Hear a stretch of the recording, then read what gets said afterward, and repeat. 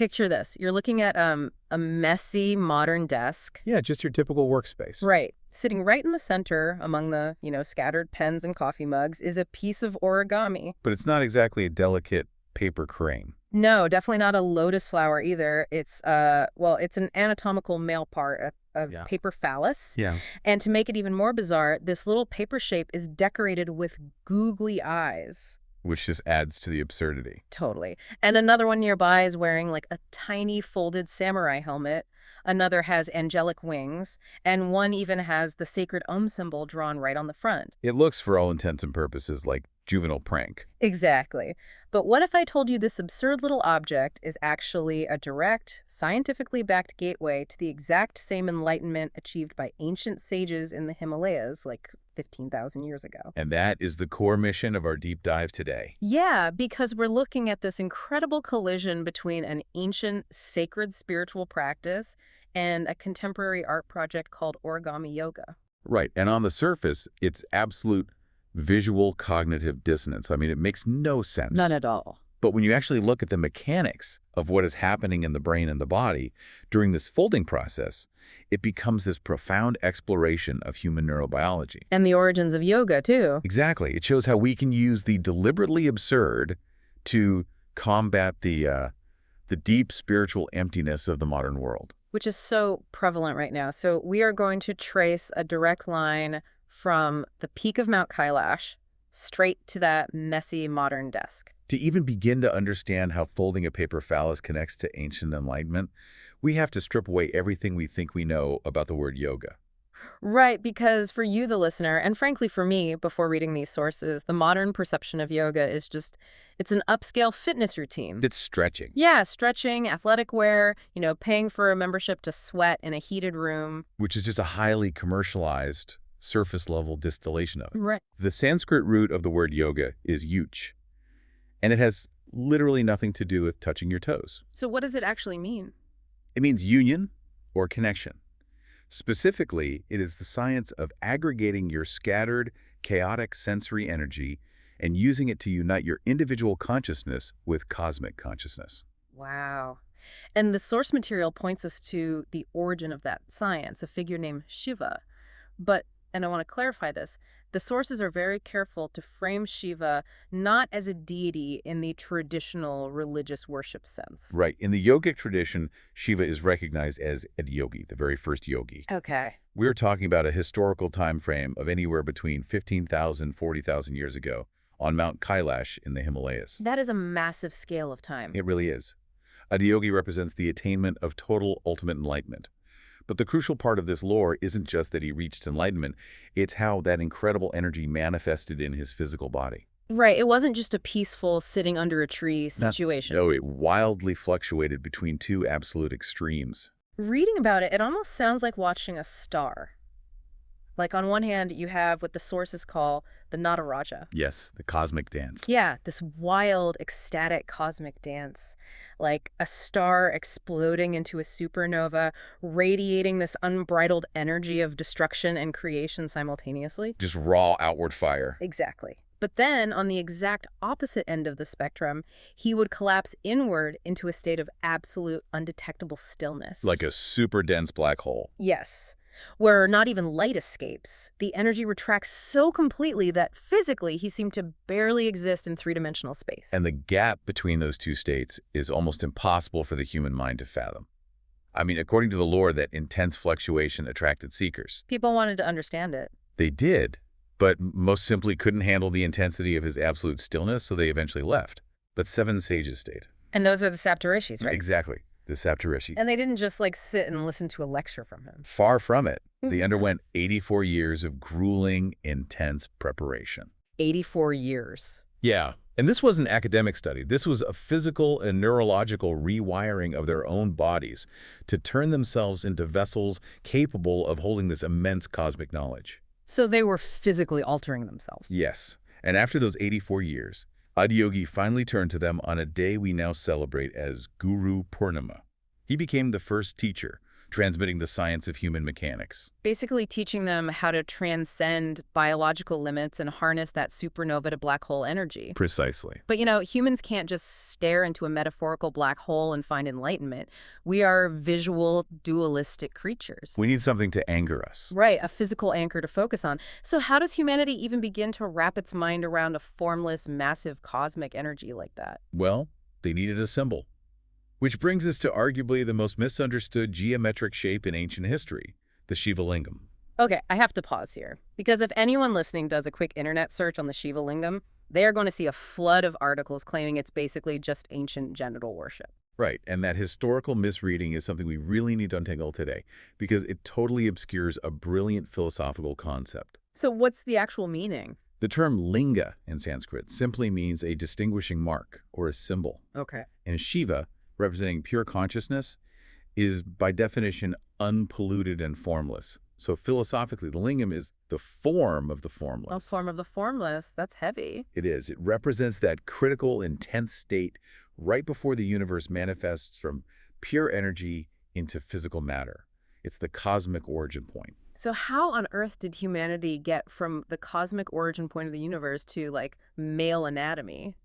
It's actually a fascinating shift in secular language, and it was driven by human biology. Think about the moment a baby is born. Okay. What is its most obvious biological distinguishing mark? Well, it's biological sex organs. Exactly. Because those organs are the defining linga or distinguishing mark of a newborn over centuries, the secular everyday language evolved to use that word as a stand-in for anatomy. Oh, I see. So the general public just kind of lost this sacred geometric meaning over time. Yes, the meaning drifted. But the actual geometry of the lingam is a profound map of the universe. The base, called the yoni, represents Shakti. Which is the dynamic, creative, feminine energy. Right. And the main upright body, the linga, represents Shiva static, pure consciousness. So the shape itself is the physical union of dynamic creation and static awareness. I mean, if the ancient sages designed this shape to represent a massive cosmic focal point for our brains, it feels deeply tragic that society eventually just reduced it to a basic anatomical joke. It really does. We took a symbol meant to explain the manifestation of reality and essentially turned it into bathroom graffiti. It perfectly illustrates how human beings struggle to hold on to abstract, massive concepts without, pulling them down into the purely physical, mundane realm. Yeah, making it something they can easily digest. Exactly. But the true intent of the symbol absolutely survives in practice today. If you look at the modern Isha Yoga Center in Coimbatore, they feature a massive 112-foot-tall bust of Adiyogi. Wow, 112 feet. Yeah, and right in front of it is the Yogeshwari Linga, which is designed specifically to symbolize the 112 paths to moksha, or self-realization. So it is a tool for intense internal focus, not a biological monument. Precisely. But just sitting and staring at a symbol doesn't seem like the complete equation here. It's not. How do we actually interact with that energy? This points us directly to the physical practice of yoga, right? The sources describe it as literally folding the body to hack the mind. Yes. To understand the mechanism behind that physical folding, we have to look at Patanjali's Yoga Sutras, specifically the core tenet. Yoga is chitta vritti nirodha. Which translates to what? It translates to yoga is the cessation of the fluctuations of the mind. Let's slow down and define mind here, because in this context, the mind isn't just your brain thinking about, what emails you need to answer tomorrow. Right, it's much deeper. In the yogic framework, the chitta, or mind, is a complex, multi-layered system. It encompasses your sensory receivers, your intellect, your ego, and your massive subconscious memory bank. And this entire system is in a state of constant, chaotic fluctuation. Always. The text actually outlines 5 specific mental fluctuations, right? Correct perception, illusion, false imagination, sleep, and memory. Yes. And if you leave these fluctuations unchecked, they harden into what are called samskaras. Samskaras, what are those exactly? They are deep neural and karmic imprints. Think of them as the ruts in a dirt road. Oh, like when a wagon wheel just keeps going over the same path? Exactly. They are your deeply ingrained habits, your unhealed traumas, your automatic reactions. Right. Like when someone cuts you off in traffic and you instantly flood with anger, or when you feel anxious and automatically reach for your phone. Yeah. Those are samskaras dictating your behavior while you operate entirely on autopilot. You are locked in a cycle. So to stop that autopilot, you have to physically intervene. You know, hearing you describe those deep imprints, it makes me think of a piece of paper. How so? Like a piece of paper that you've crumpled up into a tight, chaotic ball and shoved into the bottom of your pocket for years. That crumpled ball is us. I like that. It's full of chaotic wrinkles, our samskaras.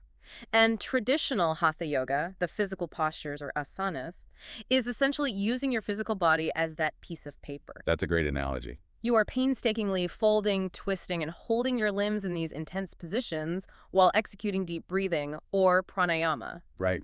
You are using physical pressure to intensely iron out those chaotic wrinkles to make the paper smooth again. Because the goal of twisting your body into a complex pose isn't to be a flexible gymnast. Right, it's not about showing off an athletic wear. No, the goal is geometric, physical pressure. By forcing your physical form into these precise, highly demanding folds, you force the brain out of its comfortable autopilot state. You demand absolute burning presence from your nervous system. Exactly. And that intense presence is what clears out those deep neural imprints and opens up the central energy channel in the body, the Sushumna Nadi. You smooth the paper so the soul can manifest cleanly in three-dimensional space. Beautifully put. Which brings us to the massive pivot in the source material.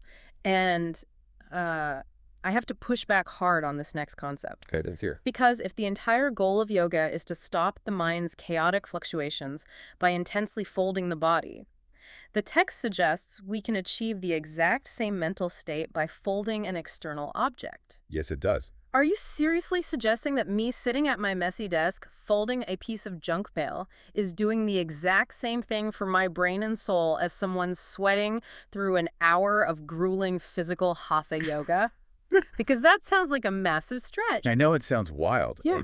It definitely challenges our assumptions about what spiritual practice looks like, but the underlying neurobiology firmly supports it. Seriously. Seriously. Let's look at what happens when artists, writers, or craftspeople enter what modern psychology calls a flow state. Okay, I've heard of that. Being in the zone. Exactly. Yeah. Neurologically, they hit a threshold that perfectly mirrors the yogic concept of samadhi, the ultimate state of union and absorption. Okay, so walk me through what is actually happening in the brain during that state. Well, in a true flow state, the ego, the part of you worrying about the past or the future, completely vanishes. Your perception of time distorts. Hours can feel like minutes. Oh, yeah, I've experienced that when I'm really focused on a project. Right, and your sensory input from the outside world is aggressively blocked out. In yogic terminology, this is a combination of pratyahara, which is sensory withdrawal. So, like when you are so deeply engrossed in a book that you literally stop hearing the sounds in the room around you. Exactly that. Combine that with dharana, which is laser-focused concentration. The creator merges entirely with the act of creation itself. And this neurobiological mirroring is the birthplace of contemporary creator Wang Po-chun's project, Origami Yoga. Yes. He realized that the practice of folding didn't require immense physical flexibility or a specialized yoga mat. It could be moved to a micro scale. Right. And the hard science of origami is rigorously documented. It requires fine, non-symmetrical bilateral hand coordination. It means when you execute these complex folds, you are firing up both hemispheres of your brain simultaneously. Oh, wow. Yeah, your left brain is heavily engaged with the logic, the sequence, and the stark geometry of the paper. And at the exact same time, your right brain is engaged with intuition, spatial awareness, and artistic visualization. You've got it. So you are forcing your brain into a state of total, balanced engagement. And the physical act itself actually changes your body chemistry, doesn't it? It does. The repetitive pressing of your fingertips against the paper activates the parasympathetic nervous system. So it's actively calming you down. Measurably. Your cortisol levels, the stress hormone driving your daily anxiety, they measurably drop. Your heart rate slows down. That's incredible. It also wages a direct assault on the ego's demand for perfection, because paper has physical limits. Right, you might fold a crease slightly off-center. Or the fiber of the paper might tear into your thumbnail. You are forced into a state of radical acceptance regarding the material's reality in that specific moment. You cannot force it to be perfect. You must accept what it is. Exactly. So for the listener who can't touch their toes or, has a physical injury or just doesn't have the time to sit in a lotus pose for an hour, intentionally engaging their hands to create a geometric paper shape triggers the exact same mechanisms of mindfulness as a physical yoga session. Chitta vritti nirodha. Yes. The scale changes, But the internal cessation of mental chaos is identical. The external mechanism is different, but the internal destination is exactly the same. Which brings us back to the practice at the very center of this deep dive Wang's origami phallus. The paper lingam with the googly eyes. Right. And the sources note that in Taiwanese culture, this is also connected to balaji, which is a traditional symbol of vitality used to ward off bad luck. Yes, and the project outlines a very specific three-step ritual for folding one. It actually mimics the yogic spiritual journey flawlessly. Let's walk through. Okay, so it operates as a highly concentrated micro-ritual. Step 1 is establishing the Sushumna Nadi. You begin with a piece of paper. The project actually suggests using paper covered in chaotic text, maybe an old bill, a flyer, or some junk mail. I love that. The chaotic text is just a brilliant physical representation of our noisy, information-overloaded daily mind. Exactly. So you take deep breaths to center yourself. Then you make the very first singular center fold down the middle of the paper. Okay. By executing this fold, you permanently break the paper's flat, unblemished symmetry. But in that act of destruction, you establish the middle channel. Right. In the human yogic body, this is the Sushumna Nadi. On the desk, you have just created the geometric and energetic core axis for the entire practice. And from there, we move into step 2, which is destruction and pratyahara, the sensory withdrawal. Yes. You begin making precise inward folds. You use your fingertips to press the creases hard into the desk. And the text points out the physics here, right? Friction. Friction is key. The physical resistance of the paper against your fingers demands your total focus. It pulls your scattered, anxious attention away from your glowing screens and your worldly anxieties. And it funnels all of that energy entirely into the paper. You are forcefully withdrawing your senses from the chaos of your environment and channeling them directly into the friction of creation. It's so deliberate. Yeah. And finally, we reach step 3, manifestation of the lingam. Right. You round off the sharp top corners of the paper, you expand the base so it has structural weight, and then you lift your hands away from the desk. The reveal. The reveal. You lift your hands and realize that a flat two-dimensional plane of junk mail has been forced into a three-dimensional physical manifestation. It stands out completely on its own. It is exactly like a Dyogi Shiva manifesting physical form out of absolute, undetectable formlessness. The geometry has been fully realized. The energy of your focus has been given a physical body. It's powerful. But the tension here between the profound and the ridiculous is incredible. Because, I mean, the final product looks like a total joke. It really does. It's a paper penis. You glue googly eyes on it or little folded wings. You might leave it on a coworker's desk to get a laugh. Right. But the actual process of making it is a deadly serious, highly effective ritual of mindfulness. It physically forces the creator into the absolute present moment. The resulting product is absurd, but the process of getting there is sacred. And when we synthesize the neuroscience, the ancient Himalayan lore, and the modern desk environment, the core takeaway is immensely empowering. It really is. The Origami Yoga art project isn't just about crafting paper toys to pass the time. It is a profound philosophical statement. Because we are currently living in a modern world plagued by relentless hyper-intellectualization. Endless digital burnout. Yeah, and just a pervasive sense of inner barrenness. We are profoundly disconnected from our physical bodies and our immediate tactile environment. So in that modern context, sitting down to make something a little absurd, using your own two hands and intense focus, is an act of gentle, deliberate resistance. It's a way of reclaiming your stolen attention from the noise. It reminds us that everything can be yoga and everything is an act of creation. You do not need to journey to an ancient temple on Mount Kailash. No, you don't need expensive athletic wear, and you don't even need a rubber yoga mat to connect with the universe's original creative energy. You just need intention, focus, and a willingness to actively participate in the act of making something exist that didn't exist a minute ago. Because the ritual itself is where you find the union. The final object sitting on your desk is just the physical byproduct of your absolute presence. Well said. As we wrap up this deep dive, I want to leave you, the listener, with a final thought to mull over. We started this journey picturing a highly sanitized, dignified version of spiritual enlightenment, and we crashed it headfirst into a paper phallus with googly eyes sitting on a messy desk. Quite the journey. Definitely. But if ultimate enlightenment, if true cosmic connection and the cessation of mental chaos can be found in the careful folding of a slightly ridiculous paper shape, what other mundane or even deeply absurd activities in your daily life are secretly waiting to be turned into your own personal yoga practice?